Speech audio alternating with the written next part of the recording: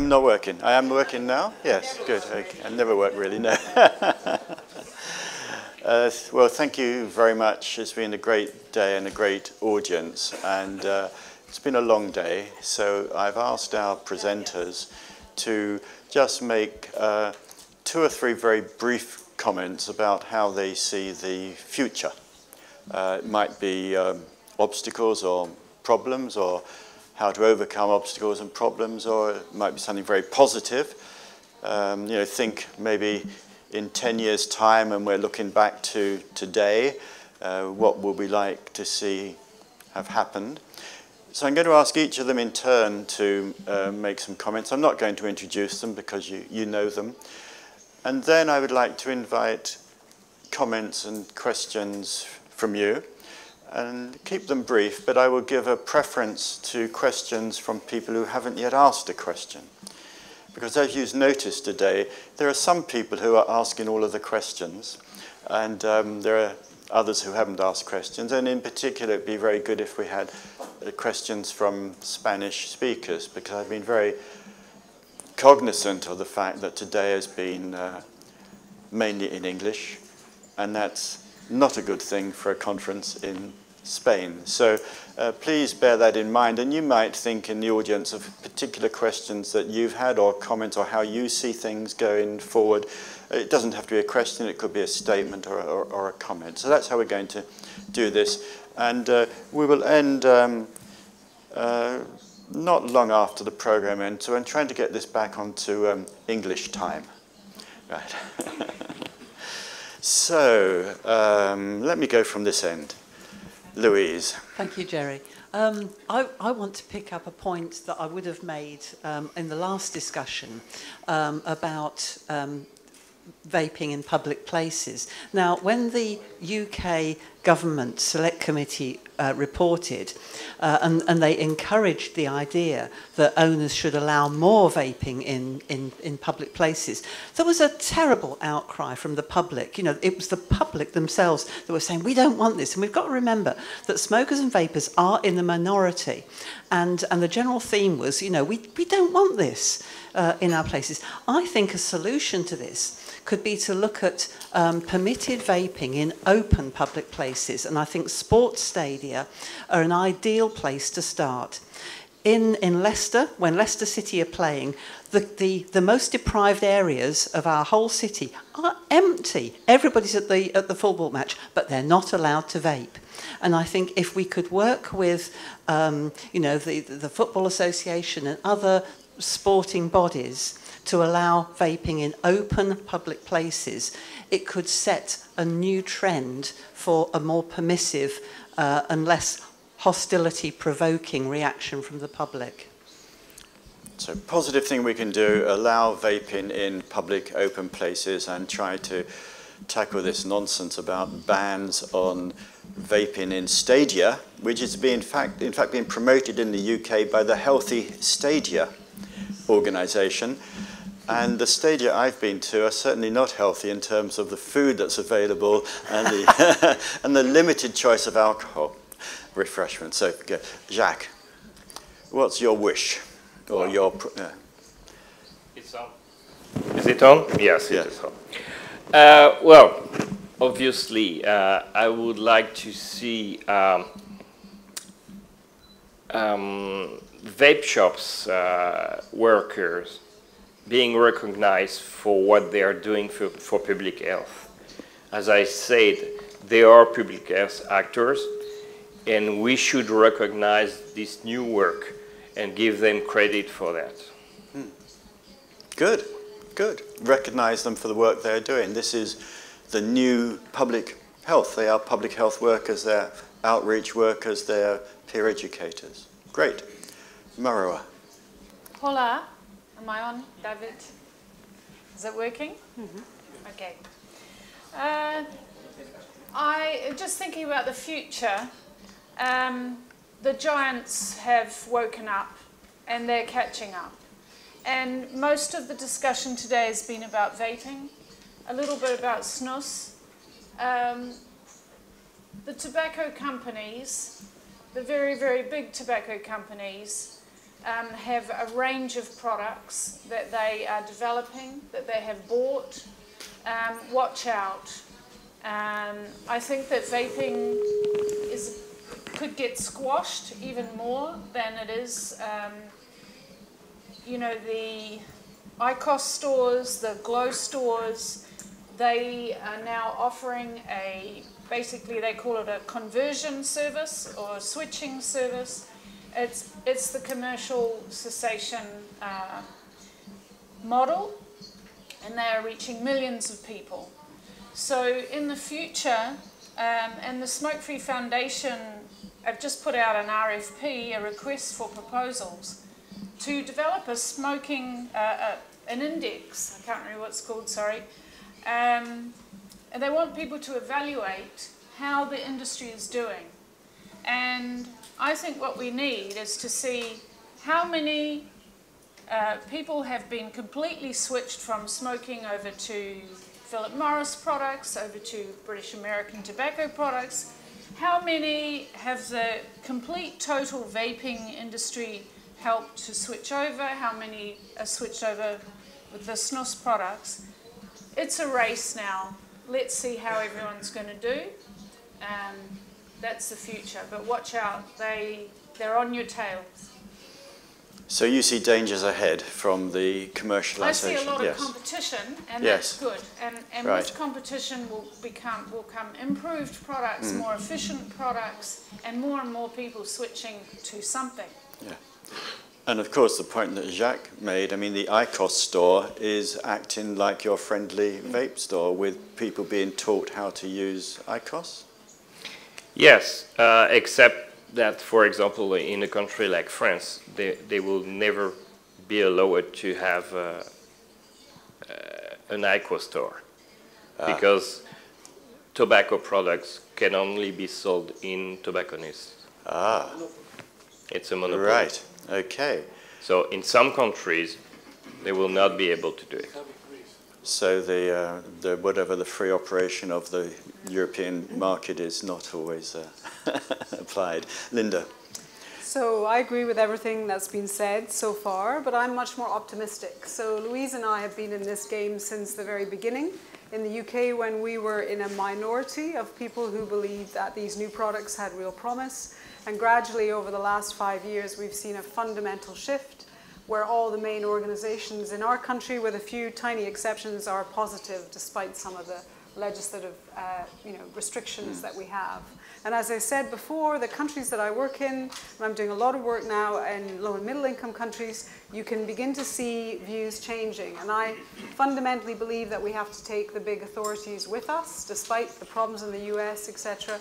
We have to persuade the cancer charities. The American Cancer Society changing its mind was a fundamental shift. And I think we can do that bit by bit. And to me, the science is key. So even though the media is obsessed with the bad stories, if we keep doing the good science, I think that has a contribution to make. If you look at the history, and I think Gerry talked about this earlier, in terms of both technological developments and shifts in health, it's about changing social norms and changing what people believe. And I think we can do that, but it will take time. I think my final point would be about those countries where the numbers, as Attila said, of smokers are rising, and we know the countries where they're rising, like Bangladesh, for example. I don't see an easy solution for harm reduction in those countries, in sub-Saharan Africa, in South Asia. I don't know that these technologies necessarily are going to be the right ones for those communities. I know we have mobile phones now everywhere, maybe that's a model, but I think we're going to have to see a shift to cheaper, more efficient products that are widely accessible and that cost a tiny amount of money if that's to happen at all. So that's a big area, and that's a really long, long game. So in terms of working with other organisations, it's evidence plus hearts and minds. It's weaning over new allies. Poor countries, I mean, snus type products? Well, there are 300 million oral tobacco users in the world, and 80% of them are in South Asia, and many of them are men. And those cause oral cancers. It's not the snus, it's the pan, it's the good cut, it's the other products. For them, a less harmful oral tobacco product may be a solution. But again, it's about changing the attitudes of the health community, which is very difficult to do in those countries. Snus masala, so snus flavoured with spices, as long as they're not so dodgy ones. Riccardo. Well, situation. I like very much this concept of the competitors being free to compete on innovation and marketing and things like that. However, this race is jeopardized by regulation, excessive science, excessive and cumbersome norms. I really think we are losing the balance, particularly in the US. I see a big danger in actually slowing down a very healthy race, in my opinion. So I'm not that optimistic on this particular area. I'm quite angry at my colleagues in the US that they're doing all they can to favor tobacco combustibles to stay on the scene, because that's what's going to happen, believe it or not. I think we really need to engage more with Ministry of Finance and politics that will understand that vaping and these new generation products are not a threat to their budgets, because this is fundamental. And the only way to deal with that is try to explain to them that it's no point in killing the baby in the cradle, but let's fry the baby, and then you can start making a sort of gradual taxation, which can be done in parallel with the loss of revenues from the tobacco combustible. To me, makes very much sense. On the positive notes, I think technical innovation is gonna make our jaw drop a lot. There are a lot of new innovative technologies behind the corner just arriving that will just surprise us and will surprise everybody. So changes in the policies and the norms and the regulation needs to be done on the minute, because these new technologies will be totally changing the landscape. So be ready for surprises, which is good, because that means that even us needs to innovate constantly, because we think we have many, well, I mean, I'm not saying we have the crystal ball, but sometimes we feel like we have a little bit of this crystal ball in our hands. Well, we don't, but not for the reason the other colleagues are thinking, just because the innovation is such a fast place that you will see really interesting developments in the area of tobacco harm reduction in general, which will make tobacco harm reduction in low middle income countries a possibility.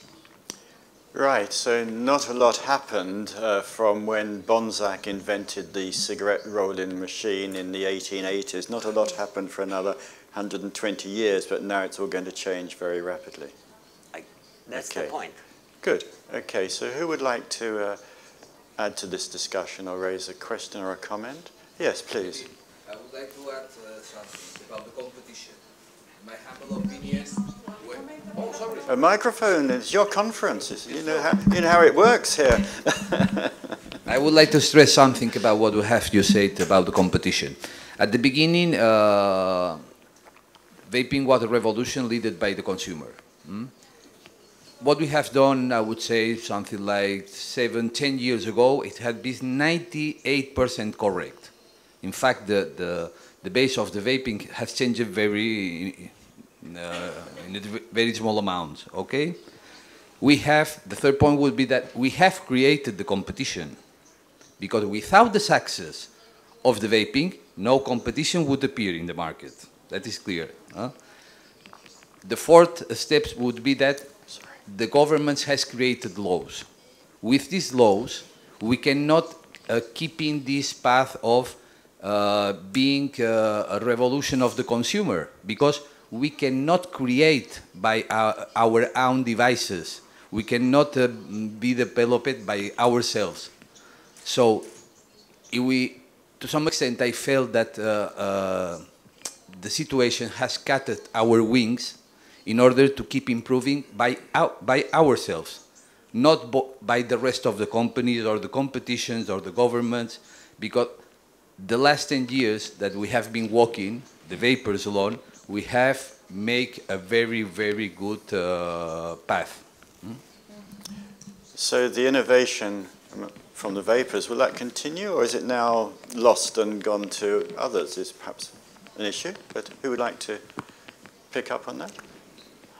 I think, if I may, the innovation will be going beyond the vaping industry. There'll be other entrepreneurs that they are seeing completely unexplored area. You know, you see what happens, for example, with just a blunt example, you know, atomizers. We now have completely new concept of atomizers and coils, distillers, and things like that. But you will see that this new entrepreneurial wave will bring a complete change in the world of smoking and nicotine consuming. Anything to add? No. I can add something which I hope, I mean, I already see it growing. It's also the interest of the health professional community, who were very reluctant at the beginning. This lady here. And for example, in France, we don't have the support from the top. We don't have the support from the government like you have in the UK.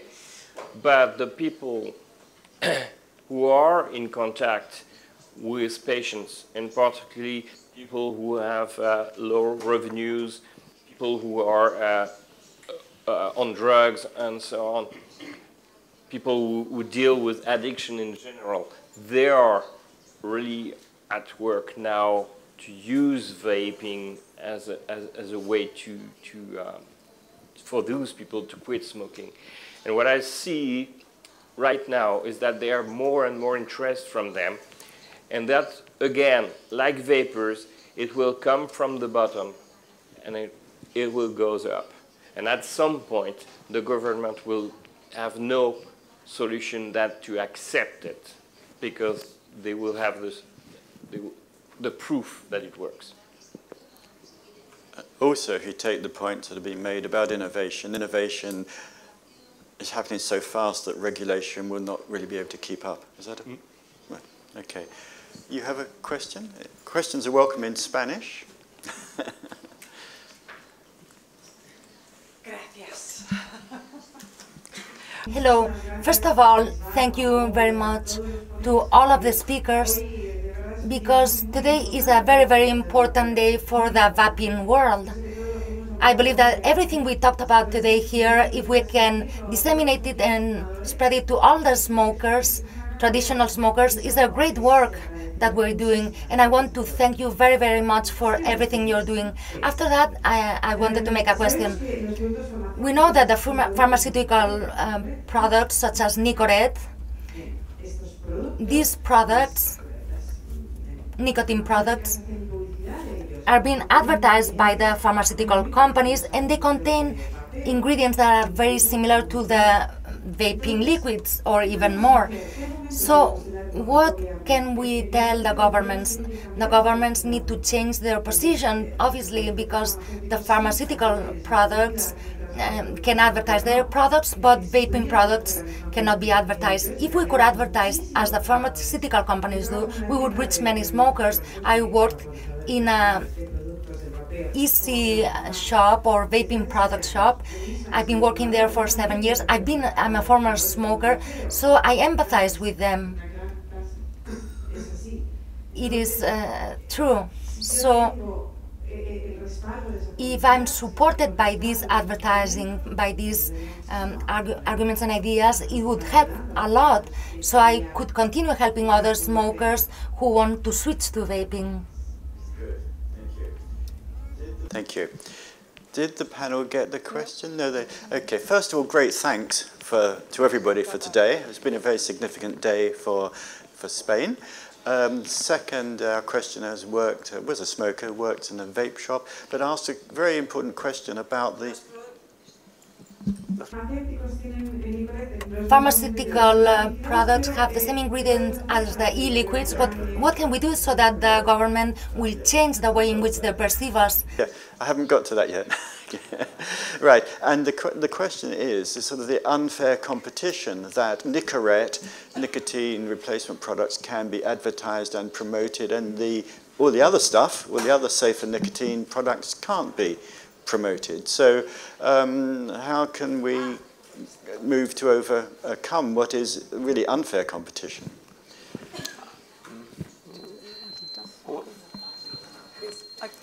Shall I start, Lou? Yeah. Well, the first thing to say is that you're right. Nicotine NRT can be marketed, but smokers don't like it. So I don't see them. I don't see it as competing in the same way. Certainly in our figures, it doesn't have the appeal. So they may be marketing it, but the marketing is not working very well. The second point is I do think we need to shift our marketing regulations. So even though I said that some restrictions were good to protect children, or at least to tell people we're protecting children, I think we need to be able to communicate more truthfully. So I think in the future, so two things. In Canada, Health Canada has released a list of statements that manufacturers will be able to say in the shop and in the media to say that their products are substantially less harmful than smoking, which I think is a great development. And in the UK, we've had a consultation about doing that. So I think we will see countries, even in Europe, trying to get around that restriction, because at the moment we can't tell the truth. Even a health charity can't tell the truth. Even Louise got into trouble for her posters, which she will tell you about. So I think it is about shifting that and getting that message across. I agree with you. Would you add to that? Yes, I mean you've summarised it really well, Linda. Of course, but yes, you're right. When we put up our posters and we put them all around Leicester, you know, the time to switch, you know, the clock image, and we were taken to task about this, and I you know, stood up to the challenges and said, you know, we are not advertising any brand, because that's what it's about. It's not about the concept, it's about the brand. And as we advertised no brand, it was you know, it was dropped. But I mean, Cancer Research UK had the same problem, didn't it, Linda? When you wanted to do a campaign, a public campaign about switching, you know, there was a lot of nervousness around there, wasn't there? A minute. I think yes. also the first thing to do is to at least allow vape shops to say that vaping is to quit smoking. They don't have the right to do it. Not publicly. Yeah. Not publicly. Yeah. Okay, so there's a question here. I'm giving priority to people who haven't asked before, so please. Thank you. For me, the main problem is that we still see vaping as smoking.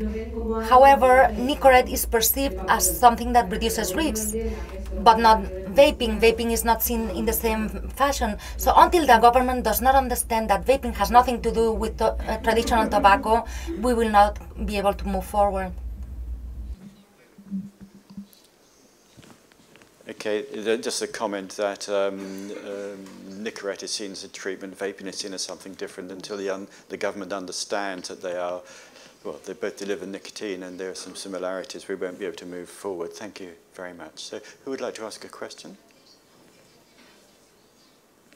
Oh, Roberto, you were waving before. You're allowed to ask a question now. And you qualify as both Spanish and English speaking. Promise only 1 minute. There is better coordination for the future. I would like to ask people to have better coordination between the science area and the consumer area, many times we consumers, we're consumers, we put a human history, etc. But then government authorities, regulators, they would dismiss us because we don't have the credentials. And so there are some, fortunately, good people with good credentials that agree with us, but we need better coordination. Sometimes we want just a letter saying, telling a minister that he's wrong. It's very difficult. People just don't want to sign letters supporting us. I think we should improve coordination between the scientists and us, little consumers.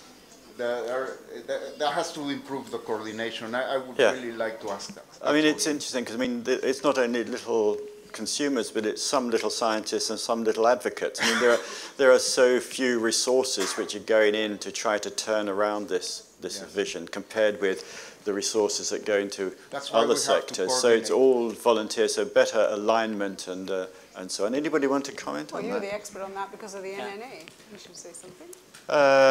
Yeah, one of my hats is trying to organize disorganized vapors,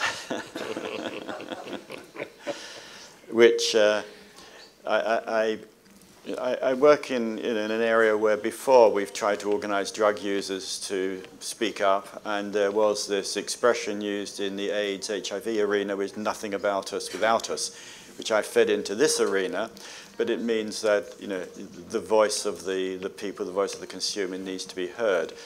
And of course, during the TPD, there were lots of consumer voices coming up on Twitter, social media, organized around a concept like save e-cigs, e-cigs saves lives, but not organized in any conventional sense. So those individual voices count a lot within the thought bubble, but they count for nothing when you're trying to deal with governments or to send messages to WHO or wherever else. So one of the crucial things is to set up consumer organizations, and then you can write to the minister.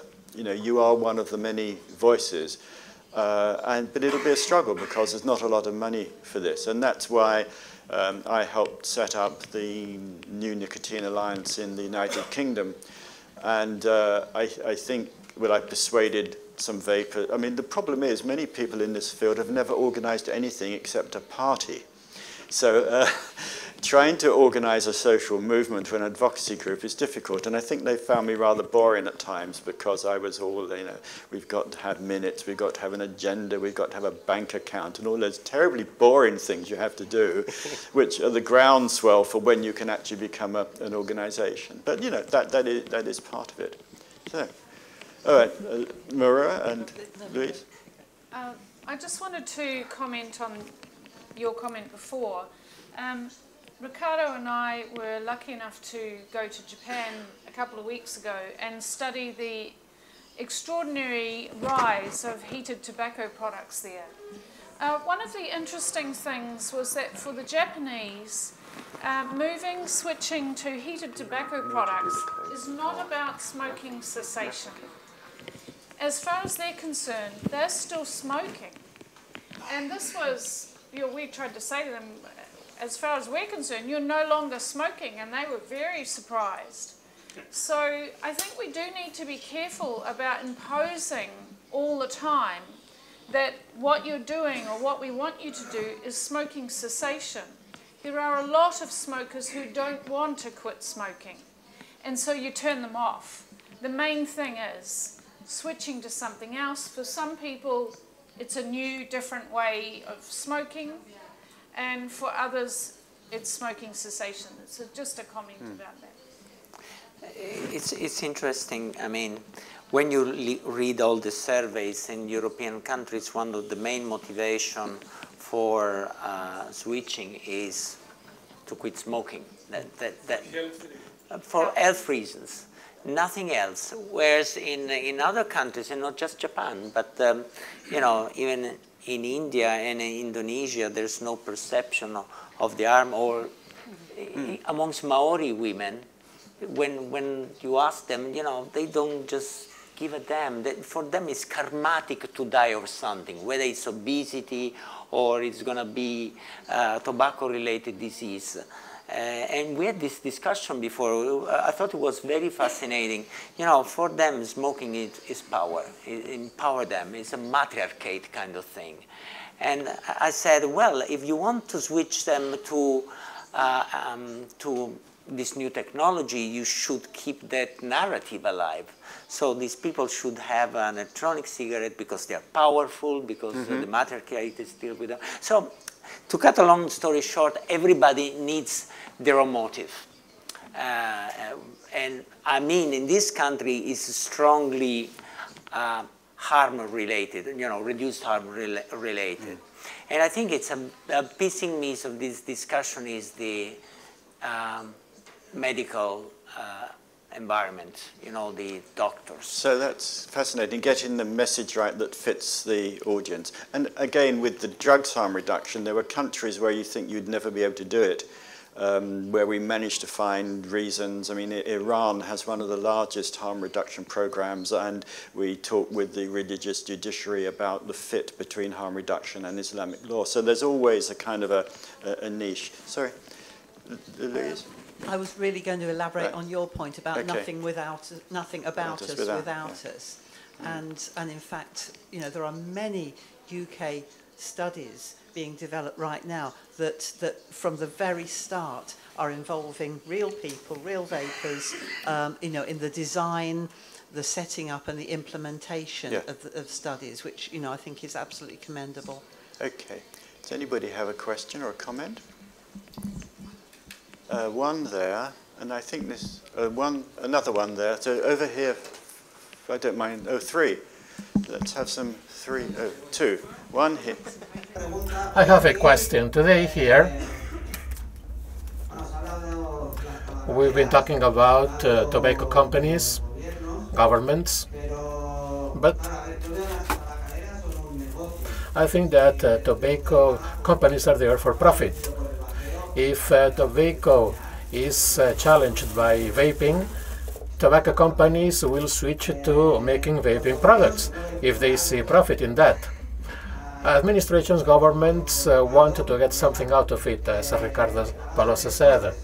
The basis for that is doctors, GPs, you scientists making trials and research, conducting research. Why do we have poor trials? Who's against the vaping? Actually, tobacco companies, governments, officials, or doctors, or drug makers, pharmaceuticals companies.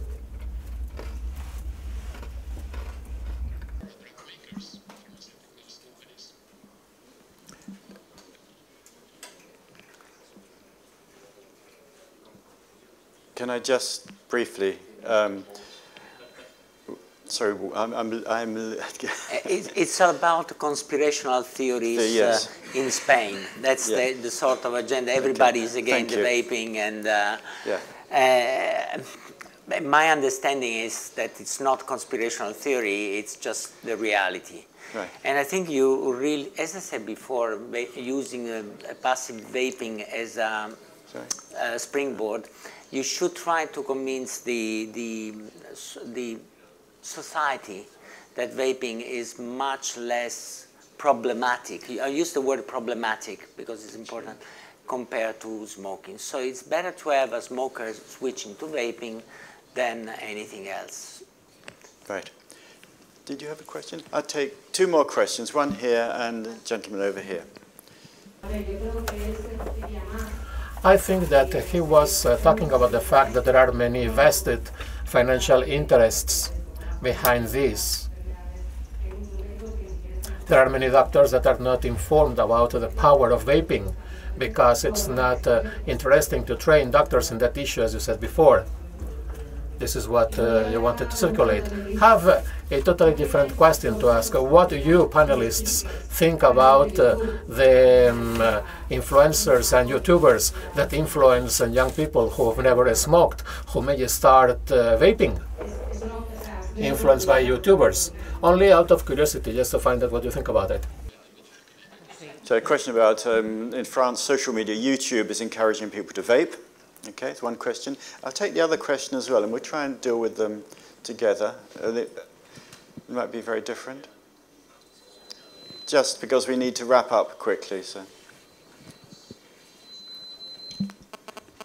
Just wanted to add something to what Marewa Glover said earlier about the competitions that's coming. And make no mistake, big tobacco is coming to the vaping industry. It was already here. Like in the UK, Philip Morris has purchased, I think, the brand Nicosig, and has made a vaporizer, which ceramic coil and nic salt, but whatever. That's not important. But I think, like in the near future, they might purchase other brands because they have attained critical mass. It would be much more easier for them to purchase a brand that's being recognized by the people instead of launching their own product, because their image, it's lagging so far behind the way. Like Louisa said, like she can even offer product from the big tobacco company, not because they are bad, because their image is so bad that people don't trust them. And my fear is that maybe if they buy everyone's in the market, they will own the market and maybe killing the richness that we have today. As of today, we have such a variety, like small makers of liquids, small makers of materials, and it provides such a richness of variety of products, and I fear maybe that we might lose that. So, will acquisitions make things boring?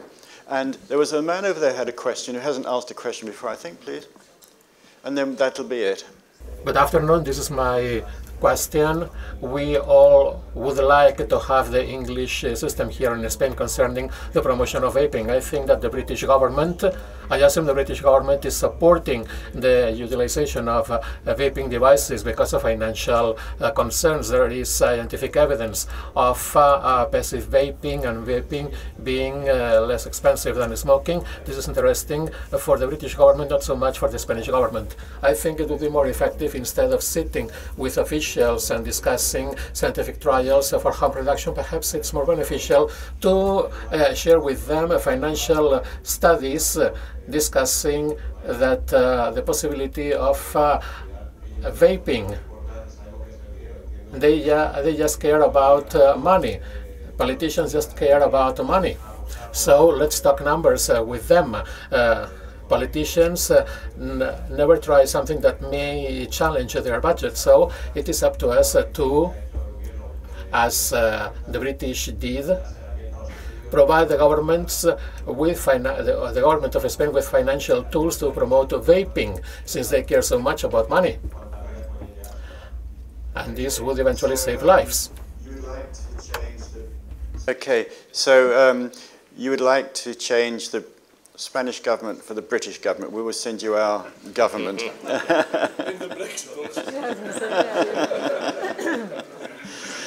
Seriously, the question was about politics and about the progress that's been made in the UK at a governmental level, and really complaining that, you know, that things are not happening here in the same way in Spain, and the need to engage with politicians. I think that's the main point.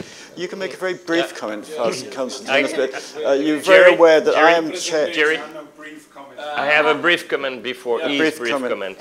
Okay, he gets in first. Then you have the briefest comment you've ever made in your life, Constantine. I used for France.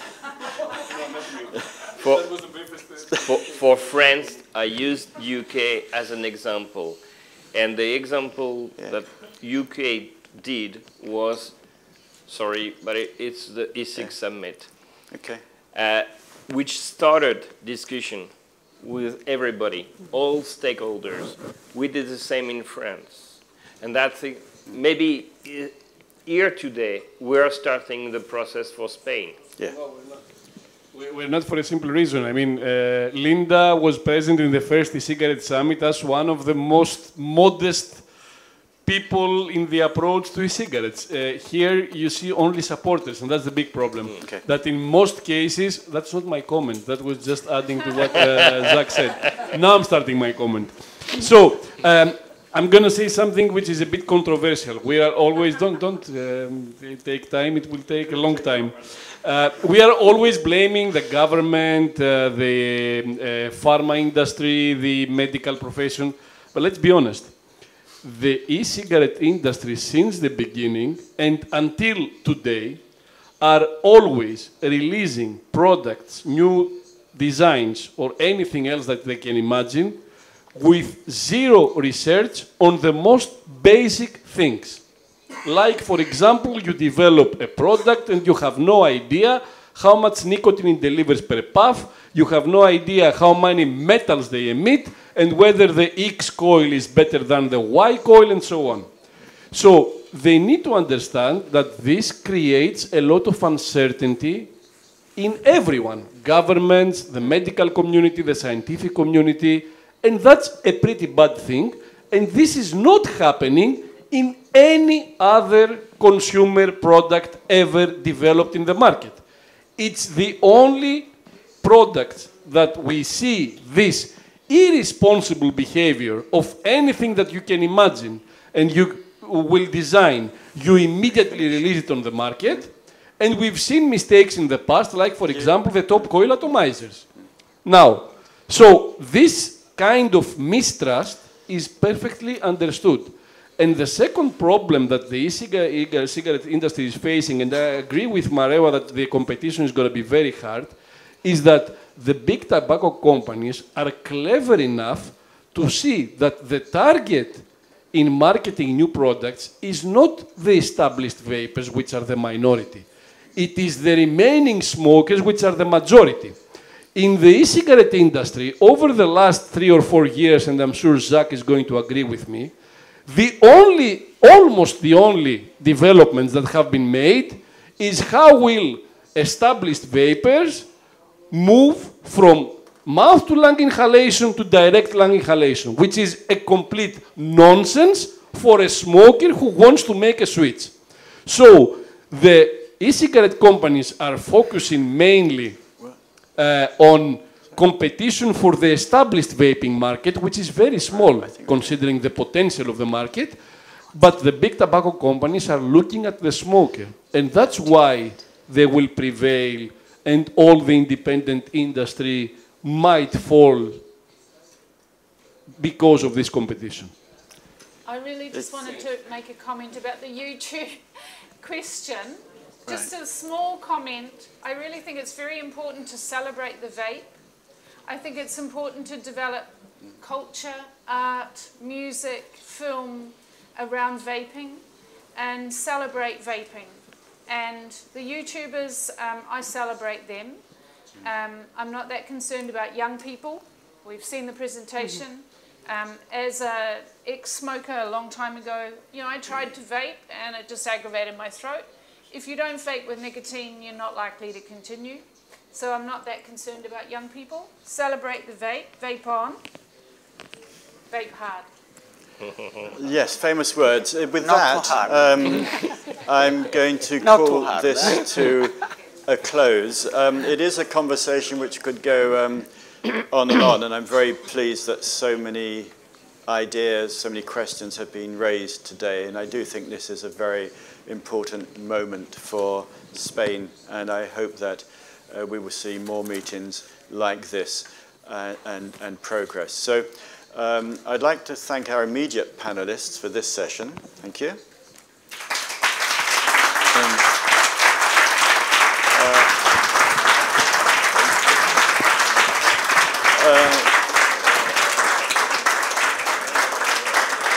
But also, finally, I would like to thank Carmen. And Carmen wants to say a few words. Okay. So,